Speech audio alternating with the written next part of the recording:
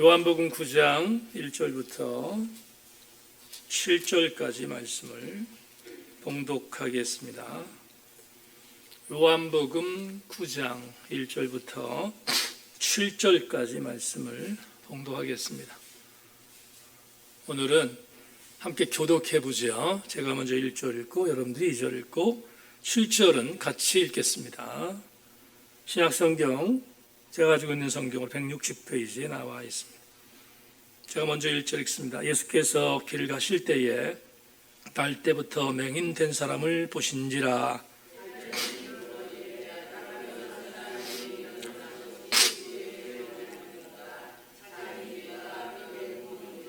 예수께서 대답하시되 이 사람이나 그 부모의 죄로 인한 것이 아니라 그에게서 하나님이 하시는 일을 나타내고자 하심이라.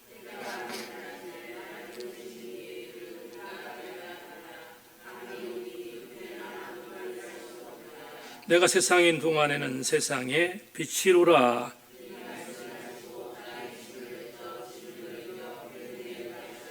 같이 합시다. 이르시되 실로암 못에 가서 씻으라 하시니 실로암은 번역하면 보냄을 받았다는 뜻이라. 이에 가서 씻고 밝은 눈으로 왔더라. 아멘. 오늘 서울에서 강사 목사님 모셨는데 한 가지 여러분들에게 정말 중요한 이야기를 말씀을 드리려고 하는데, 오늘 사실 강사 목사님이 저희 교회에 올 수 없는 상황이었습니다. 이유가 뭐냐면 어머님이 갑자기 소천하셨어요. 그래서 소천을 하셔서 아들 된 입장에서 이거 정말 어떻게 되나 굉장히 헷갈렸고 힘드셨을 텐데, 마침 또 우리 목사님 어머님이 오늘 이제 장례를 마치는 날이라서 오전 중에 장례를 마치고 불이 나게 이 사역을 취소할 수 없어서 우리 교회를 강사 목사님 내려왔습니다. 얼마나 감사하고 귀한지 모르겠습니다. 그러니까 하나님이 예배하신 날을 우리에게 허락해 주실 줄로 믿고 여러분 은혜 받는 시간 되길 바라고요. 오늘 강사로 내려오신 서울신학대학교 교수로 재임하고 있는 조성우 목사님은 개인적으로 제가 정말로 아끼는 후배 중에 한 명이고요. 그리고 후학들에게 리더십과 영성이라고 하는 아주 중요한 역할을 맡아서 사역을 감당하고 있습니다. 미국의 포도엠에서 PhD 학위를 취득하고 지금 화학들을 위해서 실천신학과 교수로 사역하고 있는데, 정말 우리 교회에 이것도 수요일 날 이렇게 모시게 돼서 너무 감사하고 귀합니다. 오늘 여러분 그동안 담임 목사 설교는 굉장히 딱딱한 설교가 많은데 정말 부드럽고 아름다운 설교를 여러분들한테 선포해 주실 터인데, 그냥 건조하게 돌아가지 마시고 은혜로운 귀한 시간 되기를 주의 이름으로 소망합니다. 우리 강사 목사님 나오실 때 박수로 환영하겠습니다.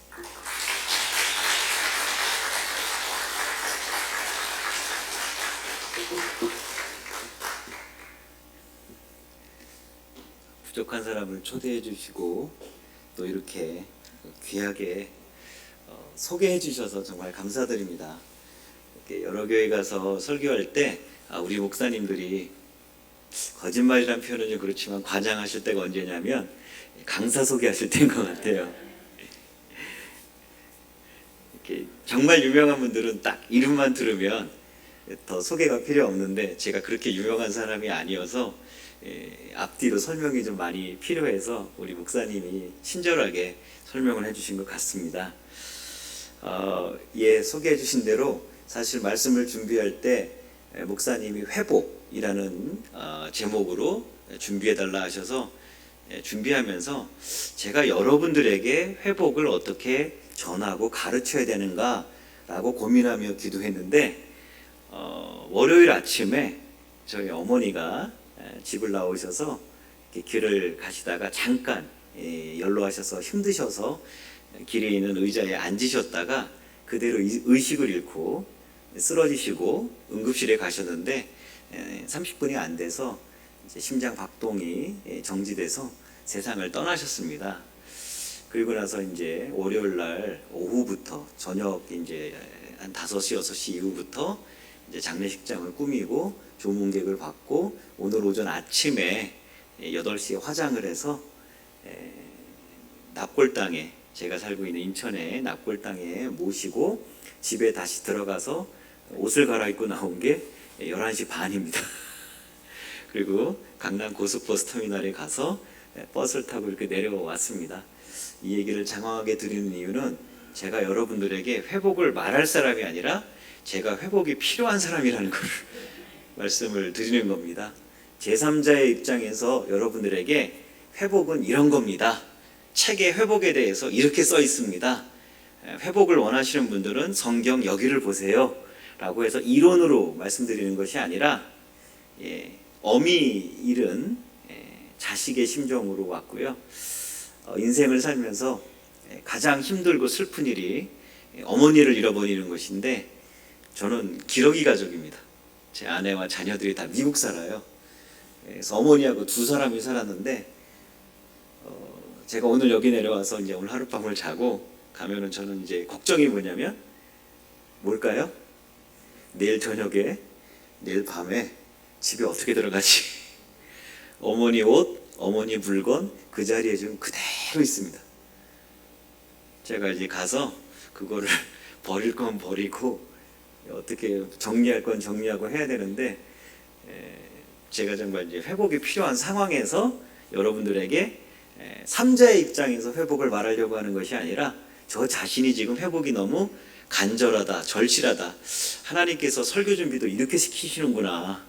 회복에 대해서 설명하는데 회복을 남의 일로 이야기하지 말고 저 자신의 일로 회복을 전했으면 하셔서 이렇게 주신 것 같아요.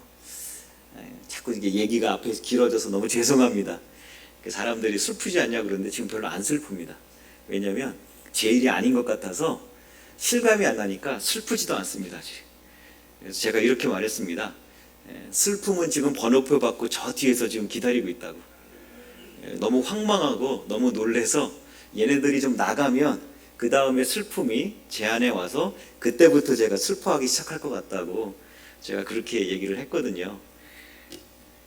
아직도 믿어지지 않고, 그래서 이제 월요일, 화요일 날 조문객들은 몰려드니까 정신은 없고 몸은 피곤한 상태에서 오전에 모든 장례 절차 다 마치고 이렇게 왔습니다.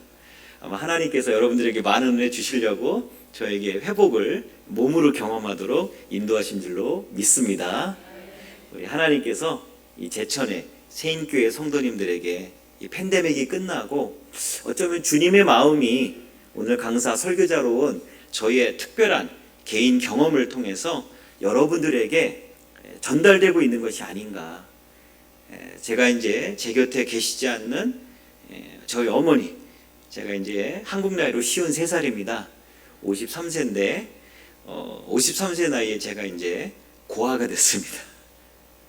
53세에 고아가 됐는데 이제 350 어머니를 간절하게 찾는 엄마가 보고 싶은 사람이 됐습니다. 근데 아마 그런 마음보다 훨씬 큰 마음으로 하나님께서 여러분들을 찾고 계신 줄로 믿습니다. 여러분들이 그러한 하나님의 마음을 여러분들의 영혼으로, 가슴으로 느끼시는 오늘 밤 되시기를 주의 이름으로 축원합니다. 너무 우중충한 이야기를 앞부분에 해서 죄송합니다. 일본에 가면 홋카이도 대학이라는 데가 있는데요. 거기 사회심리학자 유우키 마사키라고 하는 유명한 사람이 있어요. 이 사람이 이제 동양인하고 서양인의 심리 차이를 연구를 했는데, 동양 사람들은 사람의 얼굴을 보면서 그 사람의 감정을 판단할 때 눈을 본답니다. 저 사람의 눈이 지금 웃는 눈이다. 그러면은 그 사람의 기분 좋구나. 그 사람이 행복하구나. 이렇게 판단하고요. 서양 사람들은 입을 본다고 그래요. 일반적으로 서양 사람들은 입 모양으로 사람의 감정을 표시한다고 합니다. 여기 어르신들이 좀 많으셔서 문자 보내실 때 혹시 이렇게 이모티콘이라는 거 혹시 보내실까요? 그래서 상대방에게 내가 웃고 있는 표정을 할 때 우리나라 사람들은 주로 어떤 이모티콘을 쓰죠? 갈매기 2개 있는 거 쓰잖아요. 근데 서양 사람들은 어떻게 하는지 아세요? 서양 사람들은 갈매기 2개 안 보내요. 이렇게 괄호 표시 있는 거, 점점 괄호 표시, 요걸로 서양 사람들은 보내요.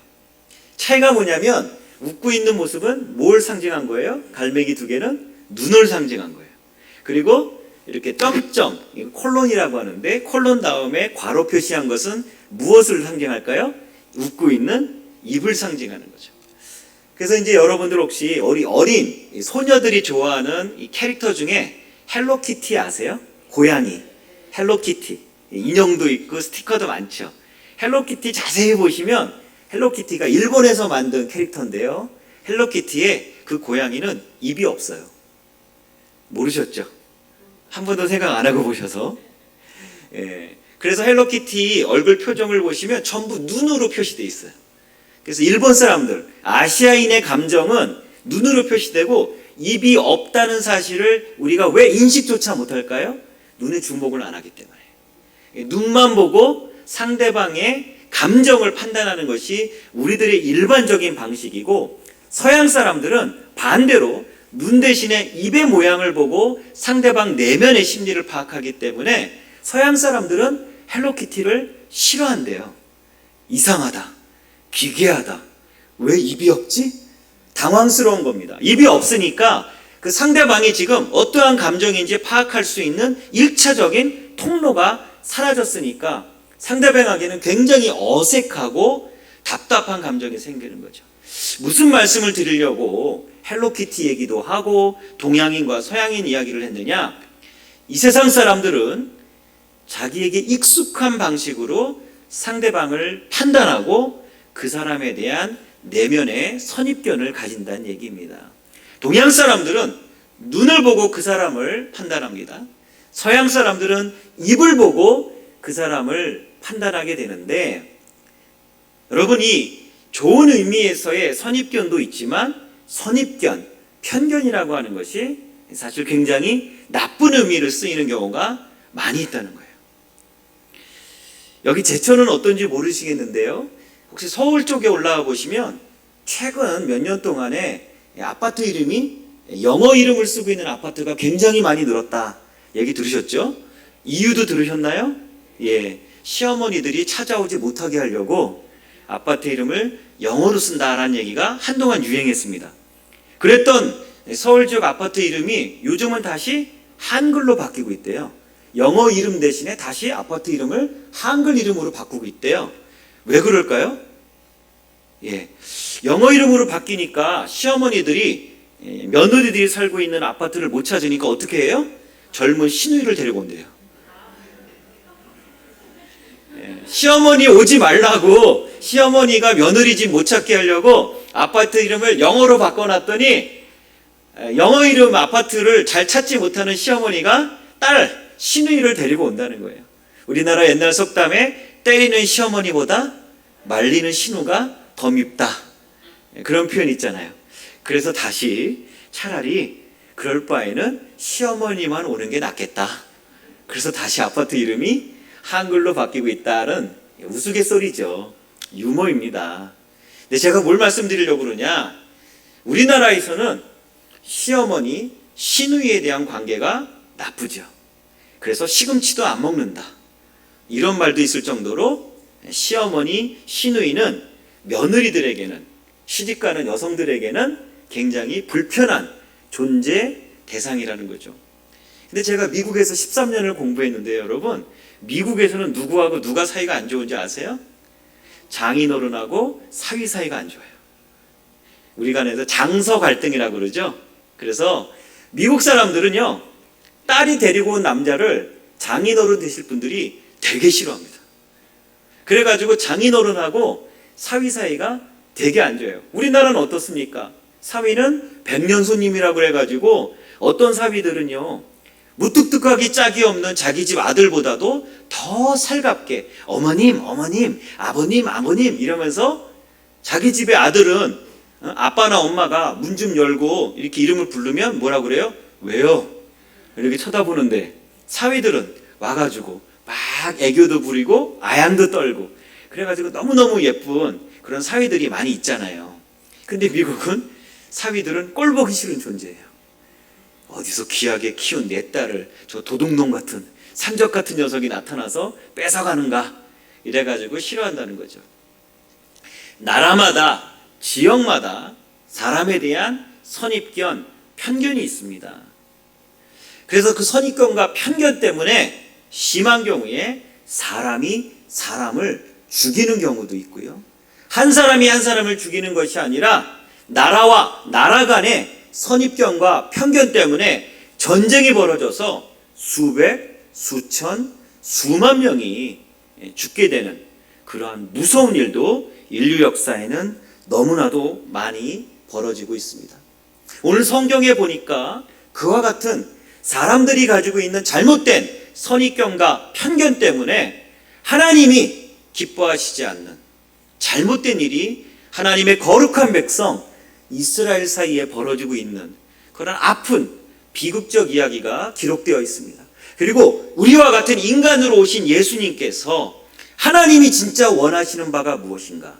이 하나님의 백성들이 하나님의 뜻에 따라 회복되어야 될 텐데 어떠한 모양으로 회복되어져야 될 것인가?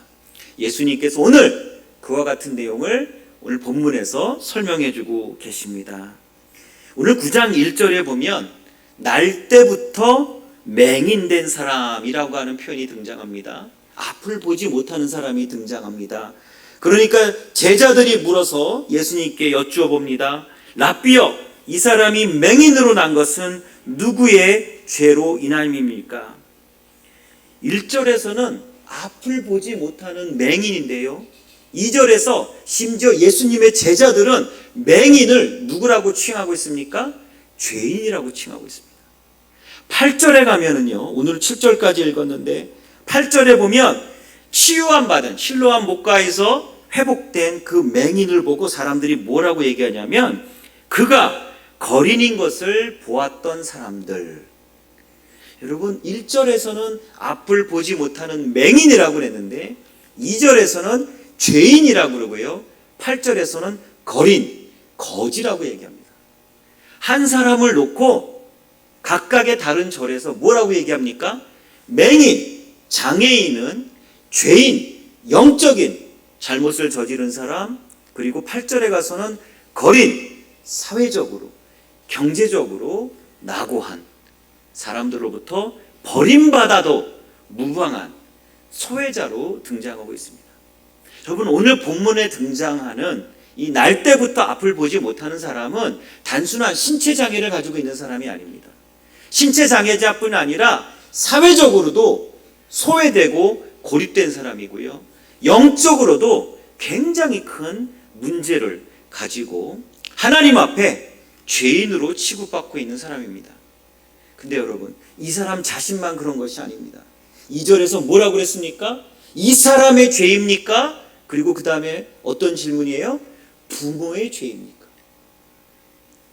앞을 보지 못하는 맹인은 신체 장애가 있고요. 사회적으로 거린, 소외당한 사람이고요. 영적으로 죄인이고요.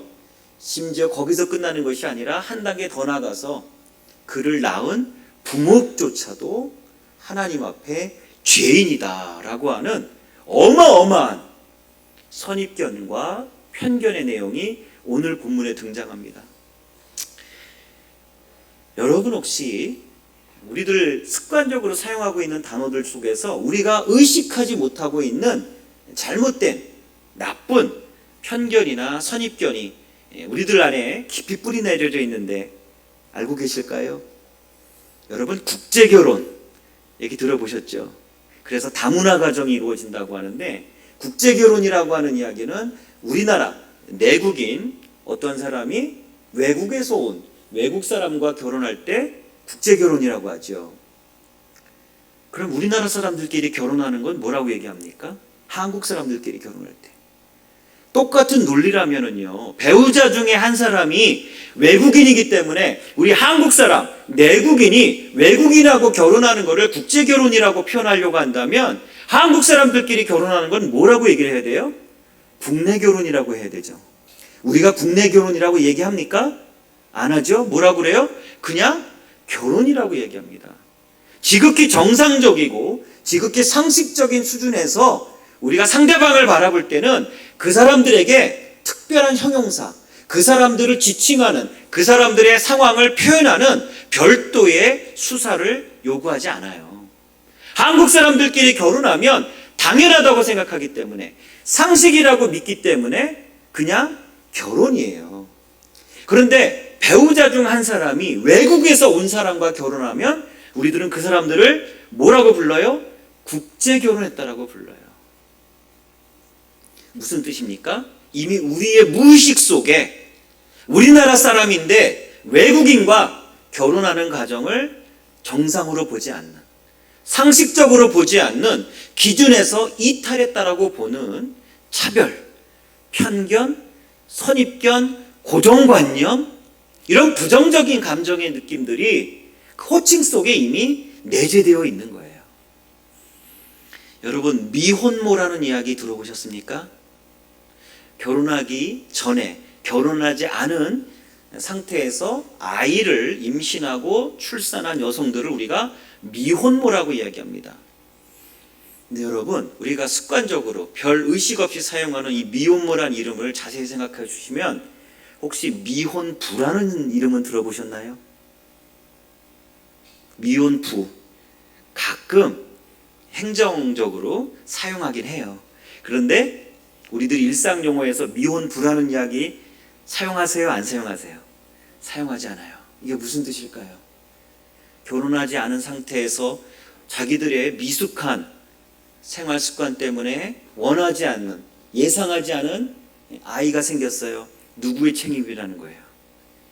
어디 여자들이 자기 몸 관지 못하고 남자들을 꼬셔가지고 순진하기 짝이 없는, 착하기 그지 없는 이 아들들, 남자들, 소년들한테 이 나쁘고 못된 반란 까져가지고 어디 끼를 부려가지고 남자를 유혹해가지고 아이를 가진 거야?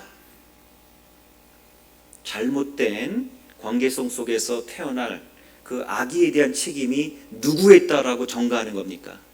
여자한테 있다는 거예요. 그거는 단순하게 아빠 엄마의 차이가 아니에요. 이 사회가 가지고 있는 기울어진 운동장, 이미 남자와 여자를 볼 때 누가 더 높은 지위에 있어야 되는가? 우리들이 익숙한 우리의 사회적인 습관 속에서 우리들이 그것을 의식하지 못하고 있었을 뿐이지, 우리 안에는 이미 남자가 더 우월하다, 남자가 더 고귀하다. 그래서 어떠한 문제가 생겼을 때 그 일을 누가 수습해야 된다? 여자가 수습해야 된다. 그 일에 대해서 누가 책임을 져야 된다? 여자가 책임을 져야 된다. 근데 여러분, 솔직히 말해서 정말 우리나라에 있는 젊은 여성들이 그렇게 무분별하고 도덕과 윤리의식이 없어서 남자들은 다 착하고 남자들은 다 순진한데 여자들이 남자들을 유혹해서 원하지 않는 그런 일들이 벌어질까요? 그렇지 않습니다. 우리들이 별다른 의식 없이 사용하는 일상적인 용어 속에 우리들이 중요하다고 의식하지 않는 뿌리 깊은 선입견과 편견들이 내재해 있습니다. 그리고 그런 잘못된 선입견과 편견은 마땅히 우리가 사랑을 베풀어야 하고 우리가 그들을 주님의 이름으로 보호해야 하고, 예수님께서 하나님과 이웃을 내 몸과 같이 사랑하라 하신 그 이웃으로서 우리가 품어주어야 할 대상들에게 저주의 언어를 내뱉고 잘못된 손가락질을 하는 그런 일들이 우리들 가운데 벌어지고 있다는 겁니다. 오늘 성경에도 그와 같은 내용이 정확하게 제시되어 있습니다. 날 때부터 소경이었던, 날 때부터 맹인이었던 이 사람은 신체적 장애만 있는 것이 아니라요, 사회적으로 소외당한 거린인 동시에 아무것도 자신이 뭘 잘못한 것도 아닌데 하나님 앞에 이미 날 때부터 죄인으로 태어났다라고 하는 영적인 부분까지 정죄를 당하고 있고요. 한 단계 더 나가서 이 사람 자신뿐 아니라 이 사람의 아버지, 이 사람의 어머니까지 욕을 먹는 무서운 선입견과 편견의 대상으로 등장하고 있습니다. 근데 여러분, 저는 이 성경을 읽으면서 정말 소름 돋게 무서운 일이 어떤 부분이냐면, 이 사람을 이렇게 나쁘게 이야기하고 있는 내용도 있지만 이렇게 얘기하는 사람이 누구인가에 저의 눈길이 더 머뭅니다. 예수님께 이 사람이 죄인인데 이 사람 자신의 죄인입니까? 아니면 부모의 죄입니까? 라고 물어본 사람들이 누구예요? 예수님의 제자들이에요. 오늘날 우리로 치면 누구예요?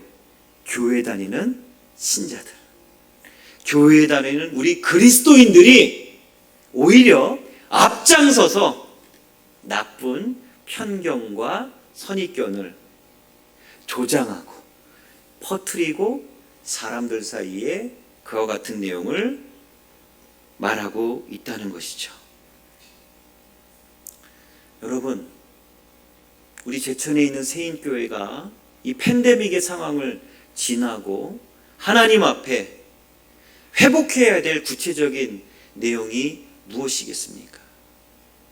우리 세인교회 안에서는 이 세상에서 상처받은 사람들이 이 세상에서 아무런 희망과 용기를 얻을 수 없었던 사람들이 이곳에 와서 여러분들과 함께 드리는 예배 속에서, 여러분들이 하나님께 올려드리는 찬양과 기도 속에서, 그리고 예배를 마치고 여러분들과 함께 나누는 대화와 친교 속에서 이 세상 모든 사람들은 나를 멸시하고 조롱하기 때문에 세상 어디에서도 희망을, 용기를 찾을 수 없었는데 이곳에 와서 내가 세인교회에서 삶의 이유를 회복하고 삶의 목적을 치유받는다면 그것이 바로 하나님께서 우리에게 원하시는 진정한 의미의 회복이 될 줄로 믿습니다. 제가 제천 땅을 오늘 처음 밟았습니다. 제가 도시 촌놈이라서 이렇게 아름답고 공기가 맑은 제천을 이야기로만 들었다가 오늘 눈으로 보고 제 손과 발로 처음 경험을 하게 되었습니다. 근데 와서 보니까 서울에 있는 이름만 대면 알만한 교회들하고 비교할 때 여러 가지가 좀 차이가 있더라고요. 제가 와서 예배 참석하신 분들의 숫자를 눈으로 대략해서 찾아보니까 여의도 순복음교회보다는 좀 사람이 조금 덜 모이는 것 같아요. 멀리서 보는데 교회가 너무 예쁘고 3층에 올라갔더니 뷰가 너무 예뻐요. 그런데 이렇게 보니까 서초동에 수천억을 들여서 지었다는 사랑의 교회보다는 교회 건물이 좀 작은 것 같더라고요. 제가 교회에서 이루어지는 교육 프로그램 잘 모르지만 아까 목사님께서 주일학교에 대한 어떤 고민과 기도 제목을 잠깐 알려주셨는데 이야기를 듣다 보니까 서울의 동부이천동에 있는 온누리교회보다는 교육 프로그램이 조금 떨어지는가 보다. 조금 떨어져요. 조금. 이만큼 차이 나는 게 아니라 조금. 근데 여러분, 우리가 꼭 기억해야 될 일이 있습니다. 우리가 이 세상적인 세속적 가치관에서는요, 몇 명의 사람들이 모이는가, 교회 건물을 얼마 주고 지었는가, 이 건물의 면적이 얼마나 되는가, 우리 교회 프로그램이 얼마나 잘 돼 있는가. 우리 예수님께서 그와 같은 가치관으로 이 세상의 신앙 공동체, 교회를 바라보실까요? 만약에 저 뒷문을 열고 예배를 들어온 사람이 오늘 여기서 예배를 드리고 나는 오늘 죽을 거다, 나는 오늘 여기서 아무 희망과 위로를 경험하지 못하면 이제 나는 더 이상 이 세상을 살 이유가 없다, 인생의 목적을 상실하고 극단적인 선택을 마음속에 이미 결심하고 마지막으로 이 교회에 와서 예배드리는 현장에 있던 사람이 이 예배를 통해서 여러분들 우리 세인교회의 성도들의 따뜻한 환영의 말과 대화와 친교를 통해서 그 사람이 다시 살아야 되겠다 라고 하는 삶의 희망을 방개한다면, 여러분, 우리 세인교회의 성도들의 숫자가, 이 수요예배 드리는 성도들의 숫자가 여의도 순복음교회의 수요예배 참여하는 사람들의 숫자보다 적어도 이 세인교회의 교회 건물이 사랑의 교회보다 시가도 적고 면적이 좁더라도 온누리교회보다 교육부서, 사역자의 숫자가 적고 프로그램이 조금 못하더라도 하나님의 기준에서는 여러분들이 정말 하나님 마음에 합한 하나님의 교회가 될 줄로 믿습니다. 제가 미국에서 아이들을 키우는데요, 저희 아이들이 다니는 학교는 초등학교 2학년이 되면, 우리로 치면 현충일이 되면 참전 용사들을 학교로 초대해서 초등학교 2학년 아이들 약 100여 명이 강대상에 올라가서, 강단에 올라가서 그들을 위로하고 격려하는 노래를 부르는, 합창을 하는 그러한 날이 있었어요. 미국에 있는 학교니까 동양인들도 몇 명 있고 거의 대부분이 백인이고 흑인들도 좀 있고 그래요. 100명이 넘는 아이들이 앞에 나가서 막 노래를 부르고 있는데 2학년 학부모들, 그 노래를 부르고 있는, 합창을 하는 아이들의 부모들도 초대를 받아요. 가서 이제 여러분들처럼 청중 자리에 앉아서 자기 자녀들이 100명이 넘는 애들이 와서 노래 부르는 거를 체육관에서 보고 있는데 제 눈에는 누구만 보일까요? 제 아들, 제 딸만 보여요.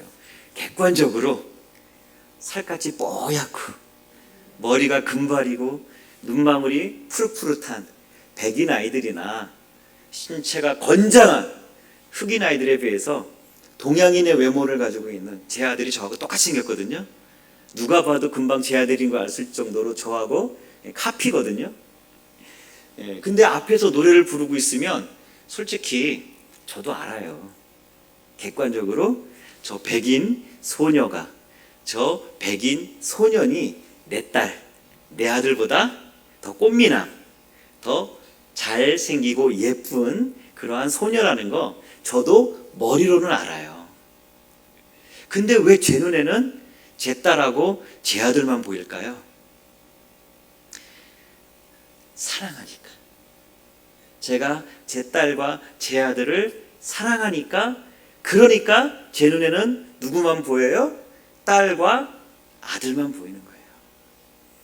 여러분, 옆에 앉아 계신 여러분들의 교인들, 우리 함께 신앙생활하고 있는 새인교회 성도님들을 이런 마음으로 사랑하십니까? 그래서 이 자리에 누가 오더라도 여러분들의 눈에는 난 이 사람밖에 안 보인다. 난 이 사람이 못나고 부족하지만, 이 사람이 세상에서 사회적인 성취를 크게 이룬 사람도 아니지만, 이 사람이 이 지역사회에서 높은 지위에 있고 공부를 많이 한 사람도 아니고 부자도 아니지만, 객관적으로 다른 사람과 비교해서 내놓을 만한 잘난 구석이라고는 아무리 눈 씻고 봐도 찾을 수 없지만 딱 한 가지 이유, 내가 그를 사랑하니까, 내가 그에게 관심이 있으니까, 그래서 그가 내 마음속에 중심에 있으니까 그를 볼 때 어떻게 되는 거예요? 내 눈에는 그 사람만 보이게 되는 거죠. 옛날에요, 파리의 연인들이라고 하는 드라마가 있었어요. 보신 분들 계시죠? 거기 보면요, 남자 주인공이 여자 주인공을 향해서 도저히 저희들 맨정신에 할 수 없는 그런 닭살스러운 대사를 해요. 뭐라고 하는지 아세요? 손을 자기 닦으면서 이 안에 너 있다. 제가 교회 목사이기 때문에 술, 담배 안 합니다만 저가 그 말을 하려면 소주 한 병 정도는 먹고 1시간 정도 그 큰 마음을 먹어야 그 말이 나올 것 같아요. 이 안에 너 있다. 무슨 뜻이에요? 사랑하니까, 사랑하는 사람은 나와 별개의 존재이지만 그가 내 안에 들어와서 나와 하나의 존재가 되고, 그래서 이제는 나 자신을 사랑하는 마음보다 그 사람을 사랑하는 마음이 더 커졌다라고 하는 것을 닭살스러운 드라마 대사가 이야기하는 거죠. 여러분, 이 세상에서 사람들의 관심을 끌고 시청률 놀리기 위해서 작가들이 머리를 짜내서 고민하는 드라마 대사에서도 이 안에 너 있대요. 그런데 우리 성경에서 이거를 정말 진지하게, 단지 말로가 아니라 상대방의 관심을 끌기 위해서 입술의 수사로서만이 아니라 정말 실천한 분이 있어요. 누구세요? 예수님이시잖아요. 예수님께서 내 안에 너 있다, 말씀하시고 그것을 말로서만이 아니라 어떻게 해요? 행동으로 실천해 주셨잖아요. 이왕 여러분들이 이틀 전 저희 어머니가 세상을 떠나신 거를 앞부분에 들으셨으니까 어머니 돌아가시니까 불효한 것밖에 생각이 안 나요. 솔직히 말해서 지난주에도 제가 저희 어머니한테 짜증을 몇 번 냈거든요. 귀가 어두워지시고 기억력이 나빠지시니까 똑같은 얘기를 대여섯 번 질문하시는 거예요. 그래, 오늘 어디 갔다 왔다고? 거기 왜 갔다고? 거기서 뭐 했다고? 한 세 번까지는 제가 친절하게 답을 해요. 네, 어머니 오늘 어디 갔었는데 누구를 만나서 뭘 했어요. 한 세 번 넘어가면 저거 어떻게 돼요? 조금씩 볼륨이 올라가요. 아이, 거기 갔다 왔다고요. 그게 7, 8번이 되면은 그럼 제가 뭐라고 반응하는지 아세요? 그 어머니가 그거 왜 알려고 그러세요, 그거? 그 어머니 말씀드려도 모르시잖아요. 근데 뭘 그렇게 자꾸 물어보세요? 어머니 나 피곤해요. 집안에 들어오면 좀 쉬게 해주세요. 짜증 장렬. 근데 어머니가 돌아가시니까 지난주에 제가 다음 주 월요일 날 세상을 떠나실 걸 알았더라면 절대 짜증내지 말았을 텐데 몰랐어요. 지난주 수요일 목요일에 제가 어머니한테 짜증낼 때 그 다음 주 월요일 날 어머니가 세상 떠나실 줄 알았으면 10번이 아니라 100번을 물어보셨어도 끝까지 친절하게 답했을 텐데 이제 이 어머니하고 이 세상에서 함께 지낼 수 있는 날이 사흘 나흘밖에 남지 않았던 것을 알았더라면 제가 끝까지 친절하게 답을 했을 텐데 돌아가실 줄 몰랐으니까요. 그러니까 평상시처럼 내가 힘들고 내가 피곤하고 내가 지친 게 먼저 가더라고요. 저희 어머니가 제가 97년에 미국 유학 가고요. 98년에 유방암에 걸리셔가지고 유방암 오른쪽 가슴을 절단하셨는데 그래서 제가 귀국을 했어요. 어머니가 수술 받으셨다고 그래서. 그래서 병원에 와서 우리나라는 병원에 있으면 환자 보호자들이 환자 침대 옆에서 같이 자는 나라잖아요. 미국 사람들 보면 기겁해요. 큰일 날 일이거든요. 어머니 옆에서 병간호를 하는데 어머니가 항암제를 투여받으셨는데 어머니가 얼마나 힘들어 하시냐면 살갗하고 그 침대의 시트, 이불 시트가 닿는데 이불 시트가 닿을 때 그 감촉이 너무 따갑고 아파가지고 도저히 누워 계실 수가 없다고 밤새 누워있질 못하고 계속 일어나서 서가지고 부들부들 떨고 계시는데 여러분 제가 그렇게 부들부들 항암제의 부작용 때문에 떨고 계신 어머니 옆에 계신데 제가 그 새벽에 잠을 잤을까요? 안 잤을까요? 잠이 오더라고요. 어머니는 그러고 계시는데 제가 잠이 오더라고요. 천하의 몹쓸놈이죠. 어머니가 그렇게 괴로워하고 계시는데 저는 잠을 이기질 못하고 잠에 골아 떨어졌어요.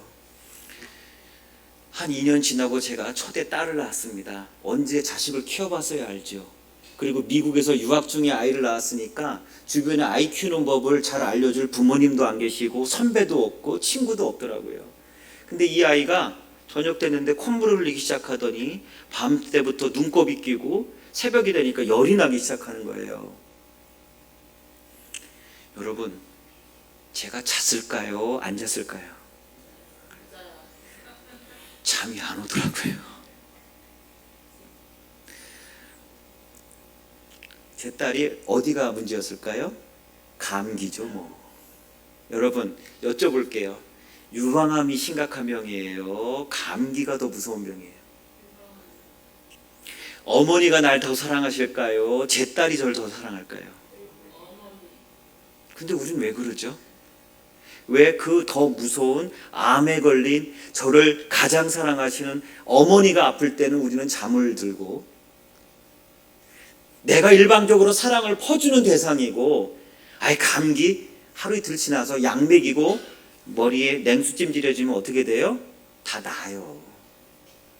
근데 어떻게 돼요? 안 자려고 제가 버티지 않았어요. 그냥 잠이 안 오더라고요. 왜 잠이 안 와요? 사랑하니까. 내가 왜 어머니 앞에서 제가 자요?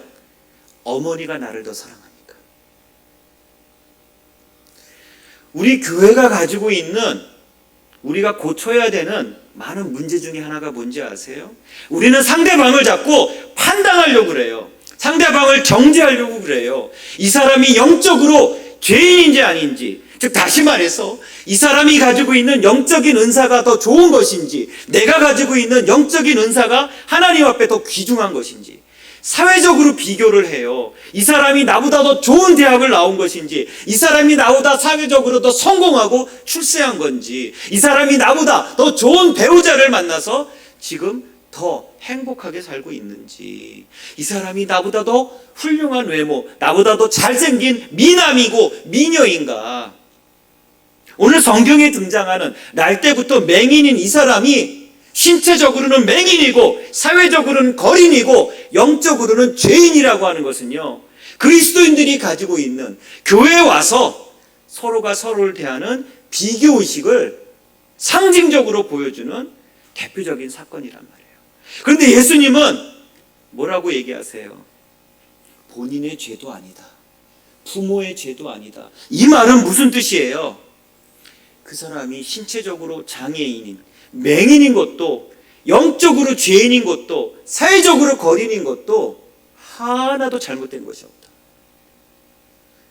그가 맹인이든 거린이든 죄인이든 그건 너희들이 서로 비교하고 그 비교를 통해서 만족감을 느끼고 우월감을 느끼고 상대방들보다 내가 더 대접받고 싶은 나쁜 인간의 습성 때문에 그런 것이지, 하나님 앞에서는 그러한 것들이 중요한 기준과 잣대가 아니다. 그것을 설명하고 계신 거예요. 그걸 어떻게 알 수 있는지 아세요? 예수님께서 이렇게 말씀하셨어요. 나는 세상의 빛이다. 근데 여기에 재미있는 이 5절에 나오는 세상의 빛이라는 표현에서 여러분, 세상을 뜻하는 단어는 헬라어 코스모스예요. 여러분, 코스모스라는 말 많이 아시죠? 꽃 이름이 아니고요. 코스모스라는 말은 흔히 사전에서 우주, 세계 이런 말로 표현되고, 요한복음 3장 16절에 가면 하나님이 세상을 이처럼 사랑하사 할 때 세상, 똑같은 코스모스예요. 오늘날 우리들에게 세상이라는 말은 그냥 중립적인 용어인데요, 이 성경이 기록되고 있었던 1세기 로마 사회에서 이 코스모스는 죄악이 가득 찬 곳을 상징하는 거예요. 이때 당시 사람들은 정신의 세계, 사유의 세계는 거룩하고 선하고 의롭다고 봤어요. 인간의 육신, 우리 육신으로 살아가는 이 물질의 세계는 악하다고 봤어요. 이 육신의 세계를 뜻하는 단어가 바로 코스모스예요. 그런데 이 코스모스에 예수님이 뭐라고 얘기하셨냐면 빛이다, 이렇게 얘기하셨는데, 이 빛이라는 말은 포스라는 말인데요, 이 포스라는 말은 그냥 단순한 빛이 아니라 천사들이 보여주는 천국의 빛이고요, 이 천국의 빛은 숨겨서 숨겨질 수 없는 모든 사람들에게 진리와 지혜를 전달하는 그러한 빛을 말해요. 이게 우리들에게는 그게 무슨 말이지 생각이 드는데, 1세기 로마 사회의 사람들에게는 코스모스와 포스는 서로 양립할 수 없는 존재예요. 쉽게 얘기해 볼게요. 코스모스는 아주 찢어지게 가난한 집안의 남자가 대학도 안 나오고 한 달에 월 수입 100만 원에서 150만 원밖에 못 버는 그런 남자가 있는데, 이 포스, 빛이라는 건 뭐냐면 세계적인 재벌가의 문안동녀 외동딸하고 결혼한 그러한 가능성 정도로 비유해 보시면 될 것 같아요.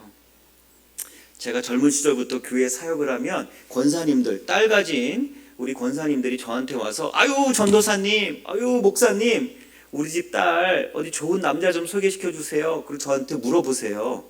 그럼 제가 권사님, 그럼 어떤 총각을 원하세요? 그럼 아유 믿음만 있으면 돼요. 신앙만 좋으면 되지. 딴 거 안 바래요. 그렇게 말씀하셔요.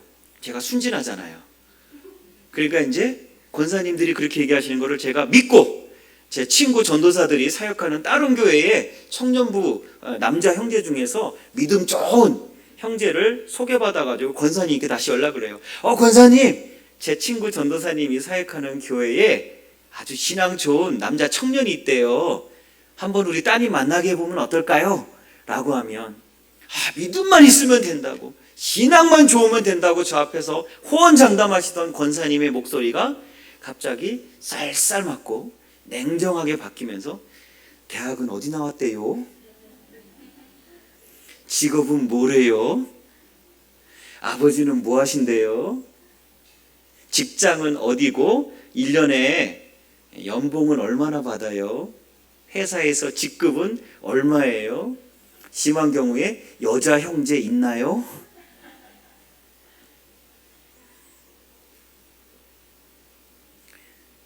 교회 다니는 권사님들도 우리 집사님들도 자녀 성혼시킬 때는 다 똑같더라고요. 그럼 여러분, 우리가 그리스도인으로서 교회 다니지 않는 비그리스도인들하고 우리가 예수님의 사랑을 체험하고 예수님의 십자가의 보혈로서 세상 사람들이 보지 못하고 믿지 못하는 천국, 영생, 구원의 가치를 쫓아가는 우리들이 하나님을 믿지 않는 저 불신자, 교회 밖의 비기독교인들에 비해서 우리만이 가지고 있는 그리스도인들의 순수한 가치는 도대체 뭐라는 말입니까? 과연 무엇이 우리를 정말 진짜 신자로 만드는 기준이 되냐고 여러분들에게 여쭤보는 겁니다. 오늘 성경에서 예수님이 나는 세상의 빛이다 말씀하시는 것, 세상은 아주 구렁텅이 흙탕물이에요. 빛은 이 구렁텅이나 흙탕물, 쓰레기통 같이 더럽고 지저분한 코스모스하고는 전혀 어울릴 수 없는 진리와 지혜를 상징하는 천사들이 천국의 비밀을 알려주는 그와 같은 의미가 바로 이 빛, 포스라는 단어예요. 코스모스하고 포스는 서로 절대 함께 어울릴 수 없는 그러한 개념들이에요. 그런데 오늘 성경에서 예수님은 그 죄인된 날 때부터 맹인인 그 한 사람을 두고 제자들이 질문할 때 이렇게 답하시는 거예요. 나는 세상의 빛이다. 이 말은 무슨 뜻이에요? 너희들이 죄인이라고, 거린이라고, 맹인이라고, 그래서 이 코스모스, 더럽고 추악한 흙탕물과 같은 이 세상 속에서 악하다고, 경건하지 못하다고, 거룩하지 않다고 손가락질하는 그러한 사람들을 내가 빛으로서 품고 그들에게 하나님의 진리와 지혜를 비추려고 한다. 5절에 나온 세상의 빛이라는 의미는 바로 그와 같은 예수님의 의도를 상징하고 있는 거예요. 여러분 다 자녀들, 손주, 손녀들이 있으실 텐데 그런 말들 하잖아요. 10손가락 깨물어서 안 아픈 손가락 없다. 다 귀한 자식이죠. 근데 제가 보니까 이 말은 반은 맞고 반은 틀리더라고요. 무슨 뜻이냐면 10손가락 깨물어서 안 아픈 손가락이 없다는 말은 맞아요. 근데 조금 더 아픈 손가락이 있더라고요. 여러분, 자녀들이 여럿 있을 때 어떤 손가락이 더 아프세요? 똑똑하고 자기 거 똑소리 나게 잘 챙기고 어디 가도 사람들에게 인정받는 그러한 자녀들은 그렇게 아프지 않아요. 조금 더 아픈 손가락은 누구예요? 어리버리하고 꼭 시험 보면 떨어지고 남들은 승진하는데 혼자 승진 뒤처지고 못나고 부족한 그런 자녀들을 볼 때 조금 더 아프지 않으세요? 그래서 여러분들이 자녀들을 위해서, 가족들을 위해서 기도할 때 그렇게 순번을 의식적으로 정하지 않아도 왠지 그 자녀, 그 가족의 이름이 나도 모르게 내 입에 먼저 떠오르는 그런 자녀, 그런 가족 없으세요? 그래서 잘 나가고 그리고 높은 자리에 일찍 올라간 다른 형제들, 형이나 누나나 오빠한테 야, 너 좀 동생 좀 챙겨줘라. 쟤한테 용돈 좀 주면 안 되겠냐? 그래가지고 그 형이나 누나, 오빠한테 어머니는 쟤만 좋아하고 아버지는 쟤만 아끼고 이런 이야기 들어보신 적 없으세요?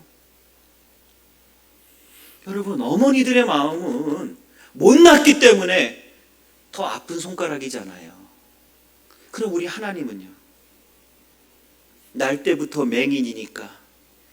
그래서 어쩔 수 없이 거지처럼 남의 도움을 받아야 먹고 살 수 있는 거린이니까.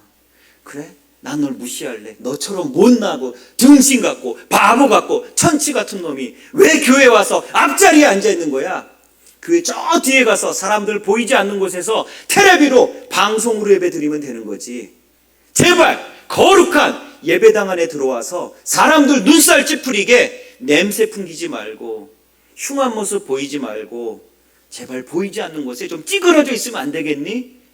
하나님이 그렇게 얘기하실까요? 아니에요. 오늘 성경에 보니까 예수님께서 그게 아니다 라고 말씀하시면서 나는 이들을 위해서 세상에 온 것이다. 나는 세상의 빛, 더럽고 추악한 이 코스모스의 포스로서 진리와 지혜로서 이 세상에 온 것이다. 사람들은요, 높은 지위에 있는 사람, 잘나고 똑똑한 사람, 귀족이나 왕 같은 사람에게 이 포스, 빛이, 진리가, 지혜가 어울리는 단어라고 생각했어요. 근데 예수님은 아니래요. 예수님은 사람들이 악하고 경건하지 않고 거룩하지 않고 순수하지 않다라고 생각했던 이 코스모스를 위한 빛으로 오셨다고 말씀하셨어요. 한 단계 더 나가서 예수님은 또 뭐라고 얘기하시냐면 이 맹인을 하나님의 일을 드러내기 위해서 이 맹인이 눈을 보지 못하는 것이다. 여기서 하나님의 일을 뜻하는 단어가 에르곤이라고 하는 말인데 여러분 놀라운 의미가 담겨져 있습니다. 이 에르곤은 하나님의 일, 우리말로는 그냥 일로 표현되어 있는데 이건 어떤 일을 말하는 거냐면 예술가들 아시죠? 예술가들이 조각가가 큰 바위를 가져다가 정성스럽게 정으로 망치로 쪼고 쪼아서 훌륭한 조각품을 만들어내거나 텅 빈 캠퍼스에 유명한 화가가 물감을 쫙 칠해서 그림을 그리는 거, 예술가가 만들어내는 작품을 뜻할 때 에르곤이라고 하는 우리말 성경에는 하나님의 일이라고 번역되어 있는 이 단어를 쓰는 거예요. 자, 이 말을 좀 더 직접적인 말로 번역해 보면 예수님이 뭐라고 말씀하신 거냐면 이 사람은 하나님의 명품이다. 여러분, 혹시 가족들에게도 털어놓지 못하는 여러분들만의 아픔, 여러분들만의 상처, 여러분들만의 고통들이 있지 않으신가요? 그래서 남들에게 이 이야기를 하면 내가 손가락질 당하고 내가 다른 사람들에게 비교당하고 다른 사람들이 날 무시하고 조롱하고 내가 그래서 그 비밀이 드러나는 순간 교회에 창피해서 다닐 수 없다라고 생각하는 여러분들만의 아픔 혹시 없으세요? 이 세인교회는 그런 일이 없겠지만 제가 알고 있는 어떤 교회에 실제로 있었던 일인데요. 그 교회에 혹시 이 교회에 유사한 그런 일이 있으면 용서하고 들어주세요. 그 교회에 재혼 부부가 나오셨대요. 남편도 재혼하고 아내도 재혼했대요. 한 번씩 이혼의 경험이 있으신 분들이 재혼해서 교회 나왔는데 교인들이 그 재혼 부부에 대해서 얼마나 입방아를 쪄대는지 결국 몇 달 동안 버티다가 결국 어떻게 교회를 떠났대요. 아니 그 사람들이 재혼을 해서 교회에 와서 다른 가족들에게 준, 다른 성도들에게 준 아무 피해가 없어요. 자기들만의 이유와 아픔이 있어서 어쩔 수 없이 한 번 했던 초혼이 무너지고 재혼 부부로 만났는데 교회의 성도들이 그거를 용납해 주지 않았다는 거예요. 어디서 결혼에 실패한 것들이, 어디서 이혼한 것들이 만나가지고 불결하게 재혼들을 하고 말이야. 그러고 나서 교회 와가지고 우리하고 똑같은 모양으로 아무렇지도 않게 이렇게 교회를 다닌단 말이야. 자기들끼리 모여있는 데서 수근수근 하는 이야기가 돌고 돌아서 결국 어떻게 돼요, 여러분? 당사자들 귀에 들어갔어요. 교회 나오란 얘기예요? 나오지 말란 얘기예요? 나오지 말란 얘기예요. 그럼 어떻게 돼요? 교회 떠났어요. 사랑하는 성도님들, 예수님은 상처가 있는 이 맹인을 가지고 하나님의 예술작품, 하나님의 명품이라고 얘기를 하셨어요. 사람들은 그 맹인을 가지고 죄인이라고 무시하고, 심지어 여러분 더 놀라운 건 뭔지 아세요? 여러분 뒷부분에 가면은요 22절, 오늘 우리는 7절까지밖에 안 읽었는데 22절까지 가보면 그 서기관들, 종교 지도자들이 부모들에게 물어요. 이 자녀 맹인에 대해서. 그랬더니 그 부모들이 자녀를 모른다고 얘기를 해요. 부모들까지 포기한 대상이에요. 그런데 예수님은 이 사람을 뭐라고 얘기하셨어요? 하나님의 명품이다. 세상은 그들을 포기했지만 하나님은 오히려 그들을 세상에서 가장 귀중한 존재, 가장 고귀한 하나님의 창조라고 이야기하고 있는 겁니다. 여러분, 오늘날 2년 반이 넘는 긴 시간 동안 전 세계가 팬데믹, 감염병 시대를 지나갔습니다. 그런데 이제 팬데믹의 시대가 어느 정도 가라앉고 교회들마다 현장에서 대면 예배가 시행되고 있는데, 여러분 팬데믹의 시대가 이제 지나가면 교회들은 무엇을 우리가 다시 마음에 품고 어떠한 교회로 거듭나기 위해서 우리가 기도하고 노력해야 될까요? 여러분, 아픔과 상처가 있는 사람, 남들에게 말할 수 없는 고통, 남들에게 이야기하고 싶지 않은 자기만의 아주 힘든 고뇌가 고민이 있는 사람들, 우리 교회는 바로 그들이야말로 하나님이 가장 소중하게 여기시는 예쁜 명품이고 작품이라고 하는 것을 믿고 예수님처럼 그들에게 하나님의 사랑을 입으로만 말하는 것이 아니라 삶으로 칭찬하는 그러한 공동체 되어야 될 줄로 믿습니다. 아까도 말씀드린 것처럼 세인교회가 그와 같은 마음으로 이 교회에 어떠한 사람이 오더라도 그 사람이 어느 교회에 가서 어떠한 성도들에게도 받지 못한 위로와 격려, 평화를 여러분들로부터 받을 수 있다면 여러분들이야말로 하나님이 정말 기뻐하시는 하나님의 나라, 하나님의 의를 이루어 가시는 하나님의 에르곤, 하나님의 명품 성도님들이 되실 줄로 믿습니다. 팬데믹이 지나가면서 많은 교회들이 성도들이 돌아와야 되는데 성도들이 돌아오지 않고 여러 가지 모습으로 고민하고 있는데요. 재작년 2020년에 성결대학교의 이민영 교수라는 분이 실천신학회의 학술지에 논문을 투고를 하셨어요. 그 논문에 보니까 뭐가 내용이 있었냐면, 만약에 팬데믹이 다 끝났을 때 교회로 돌아오겠느냐 돌아오지 않겠느냐를 연령대별로, 성별로, 계층별로 통계조사한 내용이 있었거든요. 근데 여러분 20대 청년들 있잖아요. 우리들 생각엔 지금 한국 사회에서 20대 젊은이들 가운데 주일에 정기적으로 출석하고 있는 그러한 청년들의 비율은 7%밖에 안 됩니다. 우리나라에 20대가 100명 있다라 그러면 주일날 정기적으로 교회 출석하는 청년이 7명밖에 되지 않습니다. 제가 딱 보기에 20대 같은데 20대 맞아요? 네. 저 청년이 우리나라에 100명 중에 7명에 해당하는데, 심지어 수요 예배를 나왔으니까 7명 정도가 아니라 2-3명에 해당하는 청년인 줄로 믿습니다. 20대 청년들이 팬데믹이 끝나면 교회에 돌아온다고 했을까요? 안 돌아온다고 했을까요? 안 돌아온다고 할 것 같죠. 젊은이들이니까. 근데 돌아오겠다고 했어요. 왜 그런 줄 아세요? 20대 청년들이 온라인 세대이지만 그들도 사람들을 그리워한대요. 그리고 사람들에게 함께하는 공동체 속에서의 소속감을 통해서 자기 인생의 의미, 자기 삶의 목적을 찾고 싶다고 20대 청년들이 대답했어요. 깜짝 놀랄 만한 결과예요. 야, 20대 청년들은 이 스마트폰에 익숙하고 인터넷, 컴퓨터에 너무 능숙하니까 교회 안 나오고 온라인 예배를 드린다고 하겠지? 라고 생각했는데 아니에요. 컴퓨터를 잘하고 스마트폰을 잘 써도 사람은 사람으로서만 채워지는 하나님이 창조하신 관계의 욕구가 있는 거예요. 그래서 이 신앙 공동체에 나와서 내가 나와 함께 신앙생활하고 있는 이 성도들과 함께 그들과 어울려 살면서 내가 소속감을 느끼고 그 소속감에서 살아가는 인생의 목적과 의미를 찾겠다는 대답을 20대 청년들이 했다는 거예요. 이 말은 뒤집어서 얘기하면 무슨 뜻일까요? 교회가 저들에게 소속감을 느낄 수 있는 통로와 매개를 제공해야 된다는 거예요.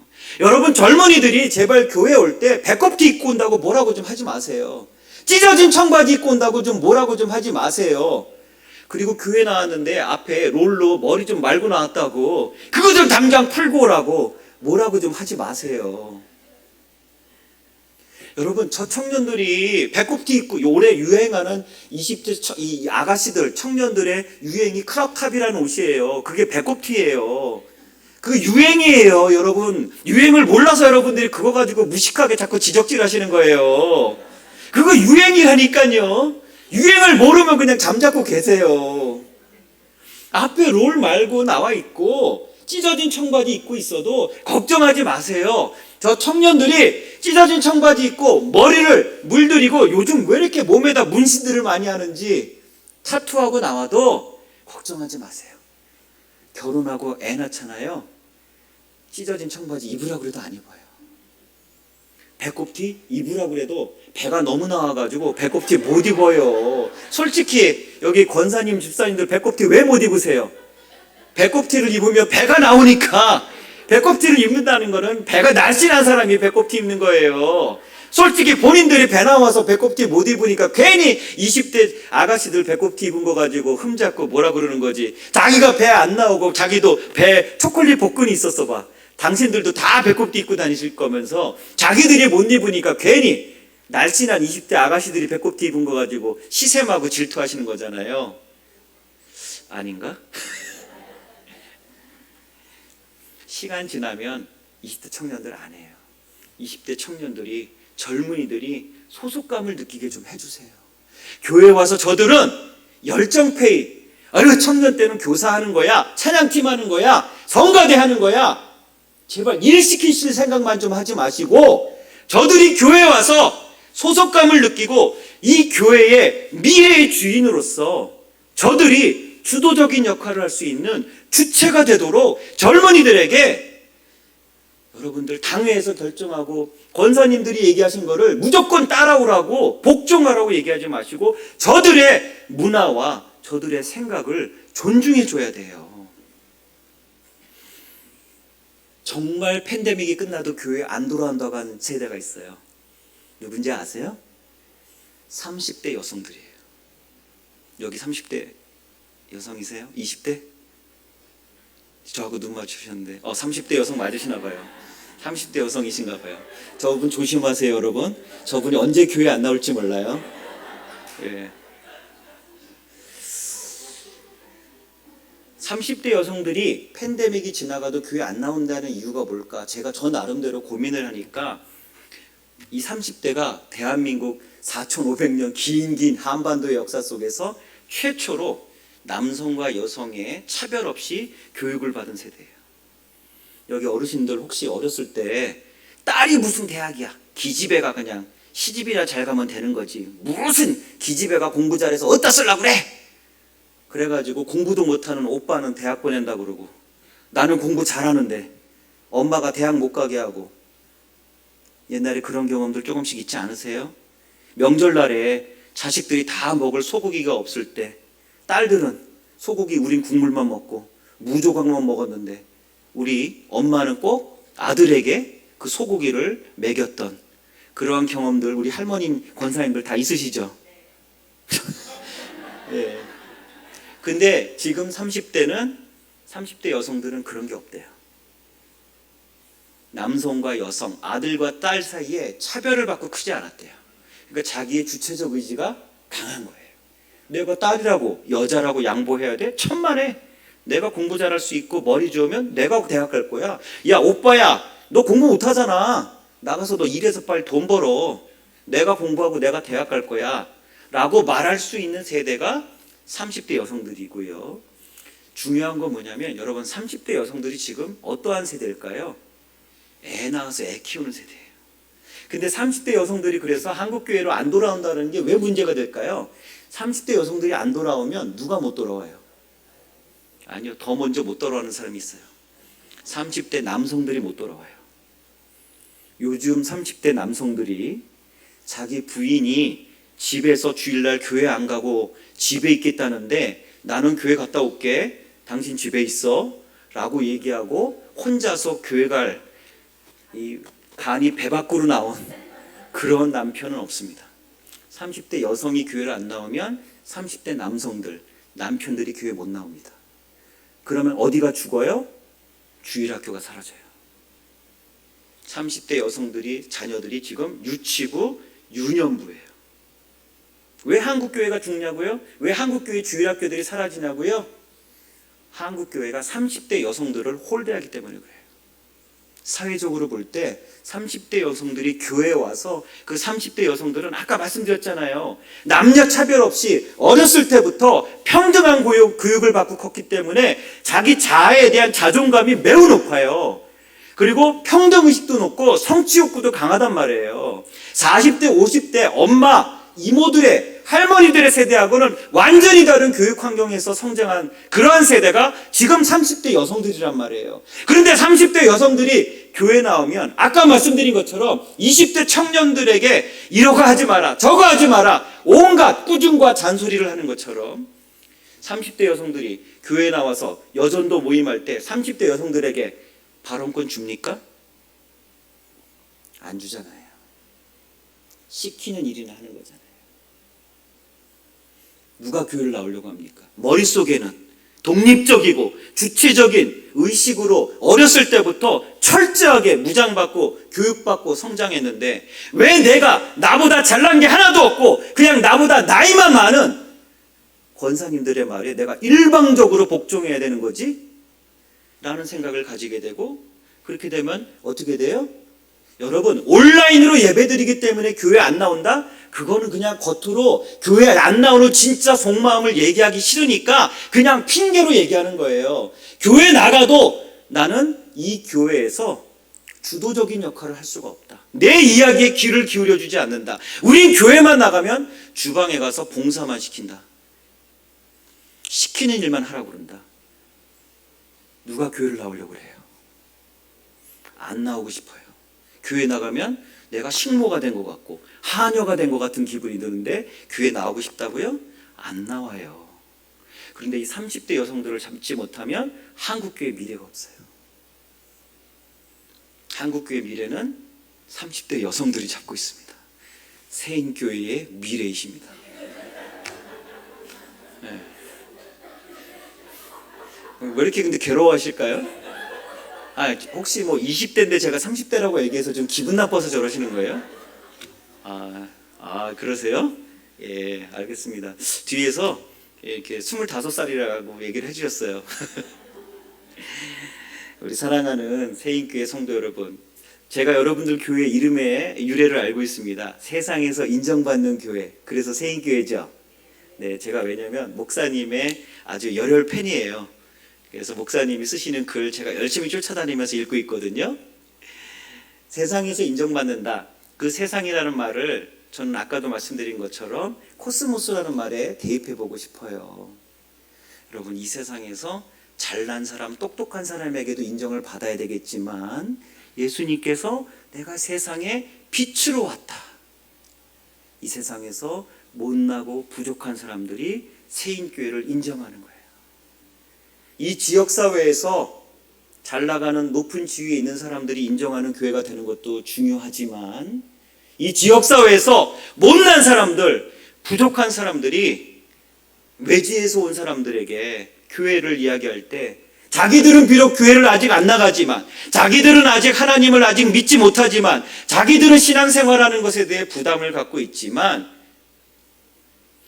이 세상에서 소외당하고 사람들에게 무시받고 자기가 내세울 거라고는 아무것도 없는 낮고 천한 사람들에게 인정받고 있는 교회가 이 세인교회가 된다면, 그래서 코스모스의 포스가 되는 그러한 세인교회가 된다면 여러분들은 팬데믹을 이겨내는 진정한 의미에서의 영적인 회복을 체험하고 계신 줄로 믿습니다. 여러분, 오늘 이후로 저를 위해서 기도해 주시면 좋겠습니다. 이름 기억하지 않으셔도 괜찮아요. 그때 왔던 그 사람, 어머니가 돌아가셨다고 하는 사람, 여기 있는 우리 청년 제발 좀 염색하고 와도 뭐라고 하지 말라고 했던 사람, 저기 있는 우리 30대 집사님을 잘해주라고 했던 사람, 뭔가 좀 저의 이름은 기억 못하셔도 저는 기억날 수 있잖아요. 그죠? 그러니까 저를 위해서 제가 회복되게 해달라고 기도 좀 해주세요. 제가 어머니가 안 계신 자리, 제가 어머니하고 둘이 살거든요. 제 가족들은 기러기 가족이라 다 미국에 있어요. 저는 혼자서 어머니하고 살았는데 이제 집에 들어가면 혼자 있어야 되거든요. 그러니까 제가 회복될 수 있도록 기도해 주시고요.